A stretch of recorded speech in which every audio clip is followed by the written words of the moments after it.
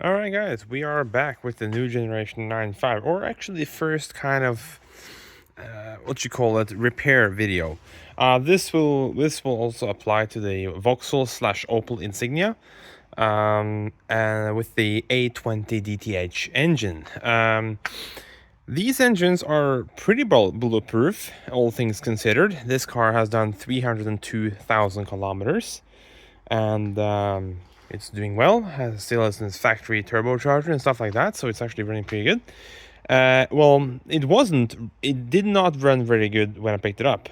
This car, I drove it 550 kilometers back home from where I got it on no turbo pressure. I mean, absolutely nothing. So this car could barely keep up at 110 kilometers an hour on the freeway, and if it was an incline, well, forget it. You would not be traveling in 110 kilometers an hour in the incline. This car could not do it. It's almost 2 tons, this car, so no chance. But I have messed around a bit with the car. I also Googled, watched some YouTube videos. There's some pretty good videos. You're Brits, man. You really love the Insignias, and I have fully respect for that. This is pretty much a copy of that. In my mind, it's a better looking Insignia, but that's a discussion I won't bring up now. It has the same engine though. The A20DTH is the exact same engine as you find in Insignia. I believe it's only the Insignia. There's probably other models or other cars that use the same engine. It's technically a Fiat engine, but nevertheless, this is the basic engine layout. 2-liter, straight 4, 16-valve, common rail diesel with a VNT turbocharger controlled by this valve right here. What the issue I was having with this car was, well, no boost pressure, and with this car you can actually, since it is a Saab, or after all, it actually has a turbo gauge, and that turbo gauge isn't technically a pressure gauge. It's more of a torque gauge or anything like that. It's an air mass gauge or something like that, but the more air that enters the engine raises that needle, and well, more boost usually means more air, if everything else can keep up. But in the stock form, that means, boost air, you get my point. That needle would not go more than halfway, and halfway on this car, I do believe, is pretty much no boost. This car, as I said, has a VNT turbocharger. This does not have, if you didn't know, these does not use a conventional wastegate. Diesel engines usually don't. Well, newer diesels. Older diesels, yes, but newer diesels do not use a conventional wastegate. They use a VNT. A VNT turbocharger is kind of in the exhaust housing, there are vanes, or blades, whatever you want to call them, that orient themselves to either force more exhaust gas to the turbine wheel to spin it faster, or retract to, well, spin it slower. And in its default resting position, when there's no vacuum in the system, it's completely open. So there is pretty much free air. So whatever exhaust gas is going through there can spin the turbo, of course, but it will not make a lot of boost. Pretty much almost nothing. A diesel engine in this kind of a car is a lower compression since it is turbocharged, and it requires boost to actually run properly. This car does not throw any codes, or did not throw any codes for boost. It did not throw any codes for anything, actually.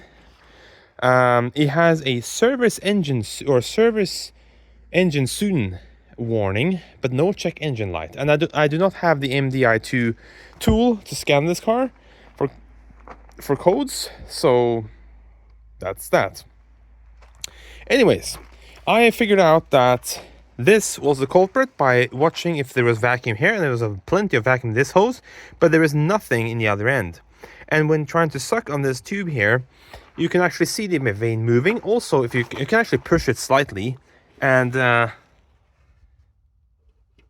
you can actually move it slightly because it's not that tight of a spring pressure. If that moves freely, it does mean that VNT vanes are actually moving like they should, because they can actually clog up over time.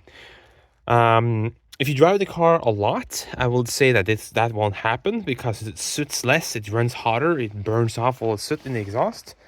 But if you drive just short distances with a with a diesel engine with a particulate filter is not really recommended anyways. You have to run them hot to burn off anything in the in the exhaust. So that wasn't doing anything because there was no vacuum here to go in there, but you can suck on this and it will create vacuum there. And also, if you take these two tubes and put them together, you can actually see the vein moving. So it works just like it should. So I've actually ordered a new boost control solenoid, what do you call this thing? Turbocharger solenoid, turbocharger valve, I don't know, VNT valve, I don't know. This thing here, it has a lot of names. I'm gonna refer to it as a boost controller because technically that's what it is. And what I did was disassemble it, and I tried to suck through both tubes, and there was absolutely nothing going through. Nothing at all. And I actually, when I applied vacuum to it, I believe I applied vacuum to the, what was it, either the small or the big hole, I'm not sure. I applied vacuum and hit it with a screwdriver. Yeah, it sounds brutal, but that's what I did. And suddenly it popped open, kind of, and it kind of breathes, you know. I then put it back to the car, and I hooked it back up. I started the engine without actually hooking up the vacuum line. I hooked on the vacuum line. You can see the VNT moving very far down and coming back up. I believe it registered boost, too much pressure, and it relieved. Also, I put my phone. I put my phone there. I filmed with the engine running and giving it gas. You can see the VNT actually changing position in the RPM range, or however the engine responded. Also, I took the car for a quick little drive. We have a little hill over there. Can't see it because it's dark. And it ran fine. The turbo gauge now goes almost into red.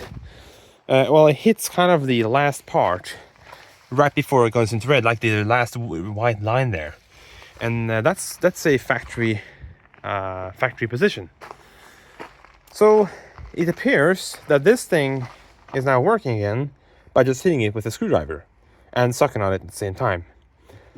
So something clogged it up. This car has been standing for a while before I picked it up, so something probably clogged this up. But these valves with the rectangle filter here, is a kind of a breather filter here. These have a tendency to break, and there is a replacement part for it with a new part number that replaces that part, which has a round filter on the end instead of that square one here. So I ordered that, so I'm waiting for that in the mail. I'm gonna keep running this car and see how it acts, and if it acts up, if it overboosts or something like that, I can just disconnect the vacuum line again and run it like it was before with no boost, and still limp the car kind of places until I get my part. I believe they said it will be here in 3 days or something, so we'll see. If that continues working, I'm just going to keep it as a spare in the glove box, just so I have it with me, because you can pretty much put it in without actually disassembling anything, because there's no tools required to actually just put in the valve. You can just swap over the wire and vacuum lines and kind of rest on the vacuum lines, and that will probably work just until you get it to a safe place with tools. So that's what I did. I actually just hit the valve with a screwdriver while pulling vacuum on it. Well, vacuum, I mean, I stuck with a mouth on it. That was enough vacuum, apparently. So after that, I also cleaned it up with some brake clean and stuff like that, because if there's stuff in there, I want to get it out. And was some dust and stuff coming out of it, so I don't know how that got into it, but I don't know, probably something over there. So it's done a lot of kilometers. So yeah, that's it. The car runs fine, starts, runs. See if it has the same error message.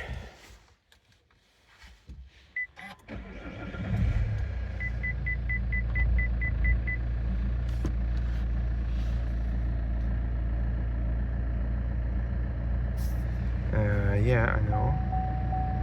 Bonnet open. I see the conditions.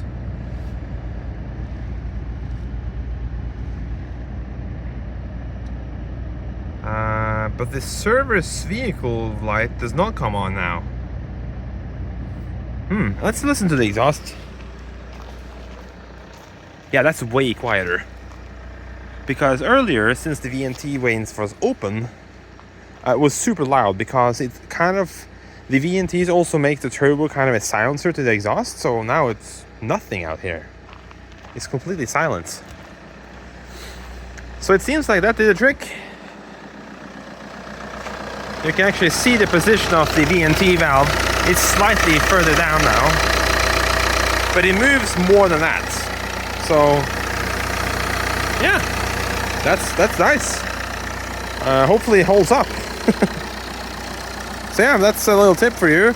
If you're in a hurry, or just need to see if you can get it working temporarily, try that. Try rinsing it, and try applying vacuum to both ports to kind of move the diaphragm or valve, or the I believe it's a piston or something in there. Try moving it with a vacuum on both ports, just to move it back and forth, and rinse it out, and it will probably last until you get the new valve. But I will start with recommending there we go, replacing the valve anyways, just because it has acted up once, it could do it again. And it's worse if it acts up in a overboost situation, so just keep that in mind. But yeah, I'm gonna close up here, and I'm gonna drive this home and see if it acts up, or if it holds up. It's nice. So yeah, thanks for watching, guys. See you in the next video.